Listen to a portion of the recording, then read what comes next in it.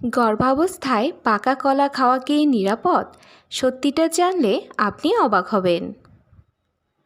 ১. পাকা কলা কি নিরাপদ? হ্যাঁ, গর্ভাবস্থায় পাকা কলা খাওয়া সম্পূর্ণ নিরাপদ। ডাক্তারও এটি খেতে পরামর্শ দেন। ২. কেন খাওয়া উচিত? এতে আছে ফলেট, যা বাচ্চার মস্তিষ্ক ও স্পাইন গঠনে সাহায্য করে। পটাশিয়াম রক্তচাপ ঠিক রাখে। ফাইবার কোষ্ঠকাঠিন্য কমায়। ন্যাচারাল এনার্জি দেয়, দুর্বলতা কমে। ৩. প্রতিদিন কতটা খাবেন? প্রতিদিন একটা পাকা কলা খাওয়া নিরাপদ। ডায়াবেটিস থাকলে ডাক্তারের পরামর্শে খাবেন। ৪. কখন সমস্যা হতে পারে?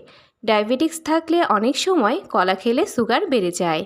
খুব বেশি খেলে গ্যাস বা ভারী লাগতে পারে। আজকের মতো এই পর্যন্তই। আল্লাহ হাফেজ।